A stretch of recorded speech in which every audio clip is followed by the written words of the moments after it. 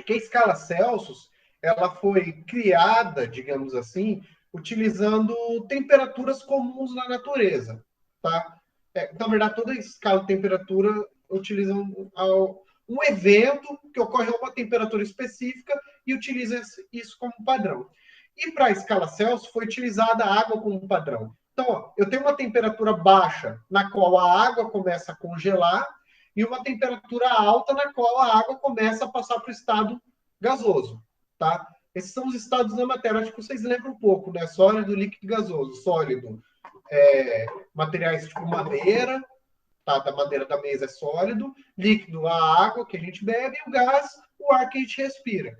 Então, a água ela existe nos três estados, só que em temperaturas diferentes, tá? Na temperatura ambiente, a água ela mantém-se no estado líquido.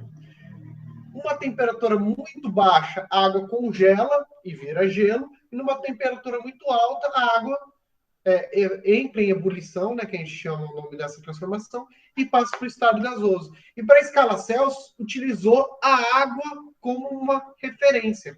Então, na escala Celsius, o que a gente tem?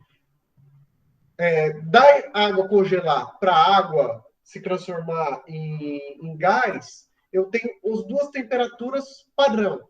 Para a água congelar, colocou-se a temperatura de 0 graus. E para a água entrar em ebulição, a temperatura de 100 graus.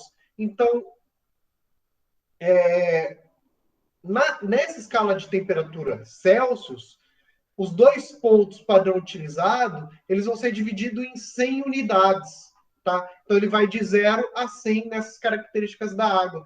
E é por isso que é chamado de centígrados, porque ela foi dividida em 100 unidades. Tá? Então, é por isso que a gente utiliza essa palavra centígrados para se referir à escala Celsius. Tá? Ela é dividida nessas 100 unidades. Isso tá? A escala Celsius é a escala que a gente utiliza aqui no Brasil. Na verdade, é a escala que se utiliza na maior parte dos países do mundo. Tá? Na verdade, eu só me lembro de cabeça agora de um país que utiliza uma escala de temperatura diferente, que é os Estados Unidos, tá? Então, às vezes você vê, sei lá, tá assistindo um filme ou uma reportagem que aparece lá uma imagem de um termômetro e aparece lá, esse termômetro aqui tá marcando 68. Você fala, eita, pega, tá tão quente assim? Não, não é. É porque 68 significa um outro valor que significa pra gente, tá? Os 68 graus deles lá é da escala Fahrenheit, esse segundo termômetro aqui, tá? E nessa escala Fahrenheit, se eu lembro de cabeça, o 68 equivale a mais ou menos os nossos 20 graus Celsius, tá? Então, existe uma equivalência entre as duas escalas, mas são escalas diferentes, tá? E, gente, de verdade, o único país que eu tenho conhecimento que ainda utiliza essa escala diferente é os Estados Unidos. Não sei de nenhum outro país que usa, certo? E, por último, temos a escala Kelvin, que é a escala científica, tá? Sempre que a gente for trabalhar com situações, digamos assim, não de laboratório, né, mas situações fenômenos físicos que exijam a unidade do sistema internacional, a gente teria que utilizar essa escala Kelvin. Tá? A escala Kelvin ela foi uma escala criada para ser chamada de absoluta. Depois eu vou explicar o porquê escala absoluta. Tá? Mas ela é uma escala que foi determinada de forma que você consiga medir uma temperatura, a temperatura a partir de um termômetro específico que eles criaram para fazer essa escala Kelvin. Tá? Eles desenvolveram um termômetro específico e criaram uma escala diferente de temperatura, tá? Só que ela também é dividida em 100 unidades, tá? Por exemplo, a equivalência. Na escala Celsius, que é a escala que a gente utiliza, a água congela 0 graus.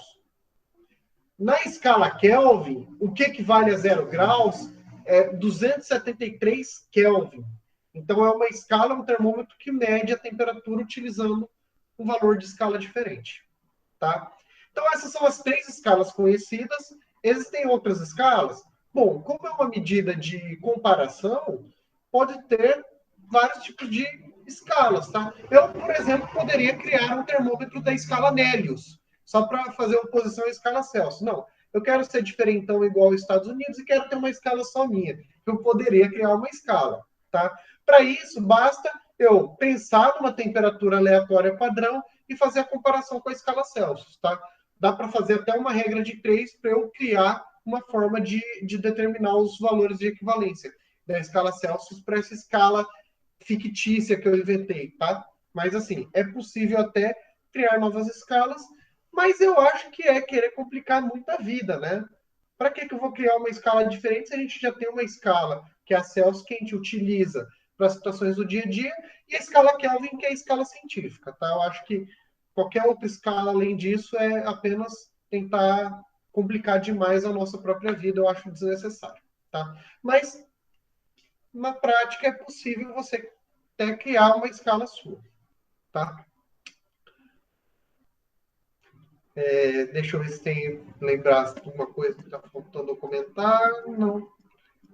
Eu acho que era isso que eu precisava comentar a respeito das escalas, as relações, né, de mudança de uma escala para outra. Eu acho muito importante falar a respeito da escala Kelvin, tá?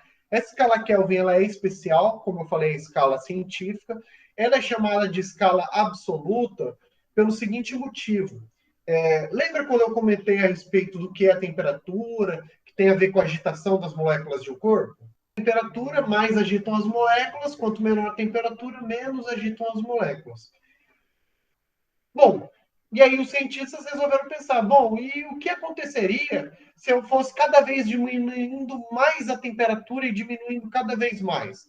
As moléculas vão diminuindo a sua agitação até o momento que, supostamente, se eu tirar toda a energia, a molécula poderia parar de agitar, tá? Isso foi uma proposta teórica, que inicialmente foi pensada, de eu diminuir tanto a temperatura de um corpo a ponto da molécula parar de agitar. E foi pensando nisso que criou-se essa escala Kelvin, tá? Então, essa escala Kelvin foi criada de forma que o zero Kelvin seria a menor temperatura possível que a natureza, digamos assim, poderia alcançar, que é a temperatura na qual a molécula para de agitar. Se para de agitar, não tem como você fazer o corpo diminuir mais a temperatura, tá?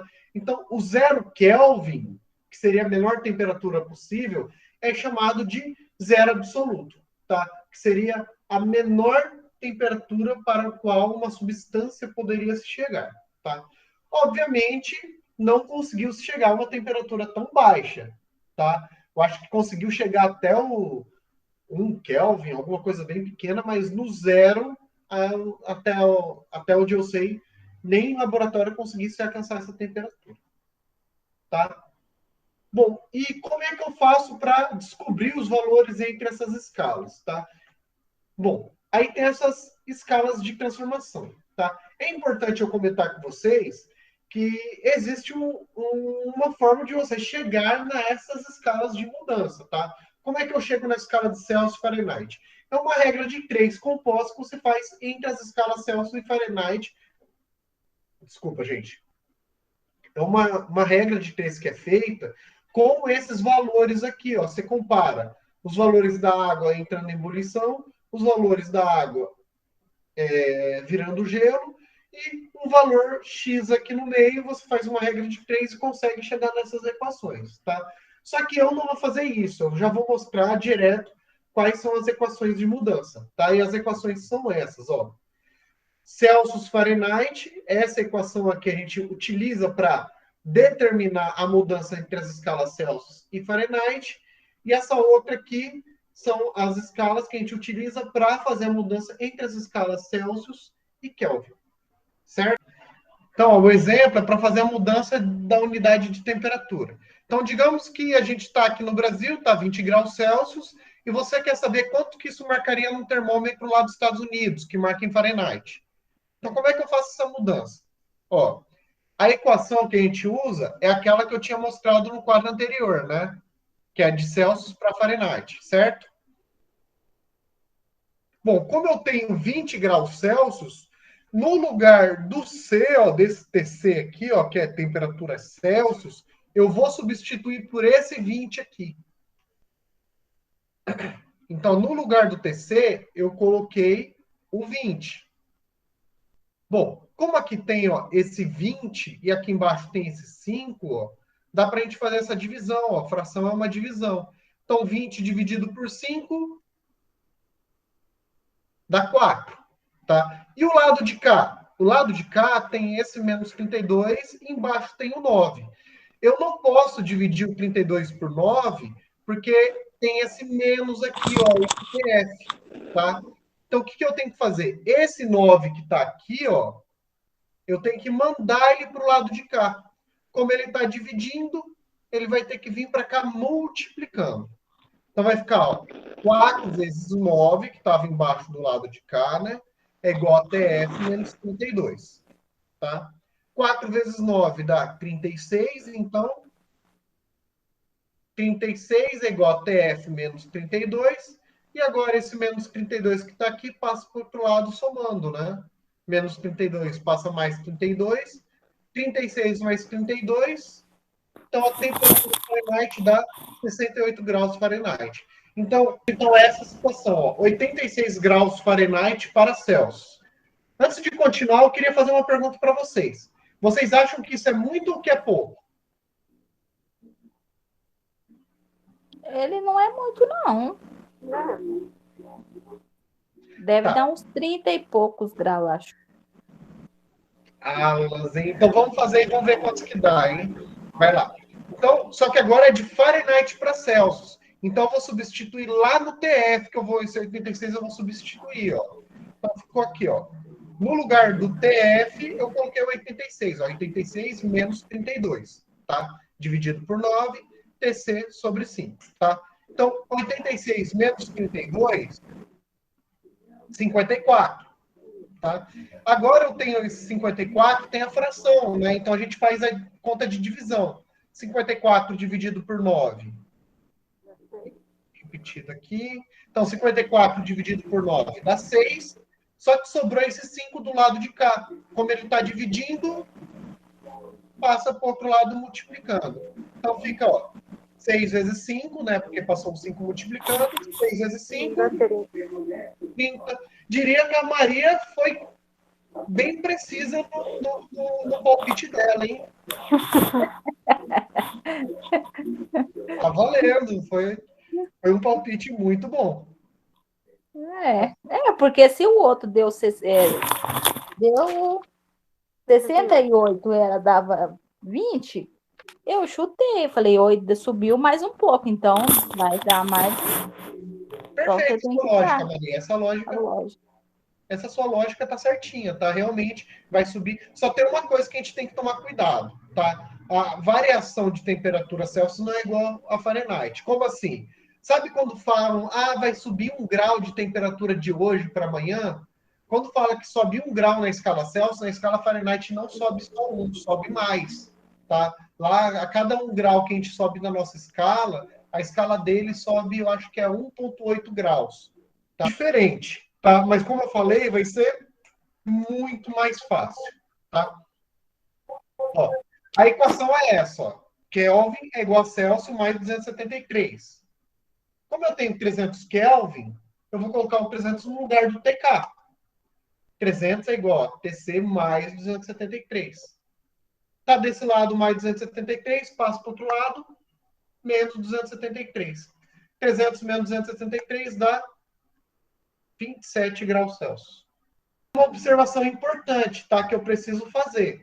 Quando eu falo de Kelvin, eu não utilizo graus Kelvin, porque ela é chamada de escala absoluta, tá? Então é 300 Kelvin e o resultado ali dá 27 graus Celsius. Bom, gente, por hoje era isso que eu queria trabalhar com vocês, tá? Esse início, esse estudo a respeito de temperatura e da parte das escalas de temperatura, certo?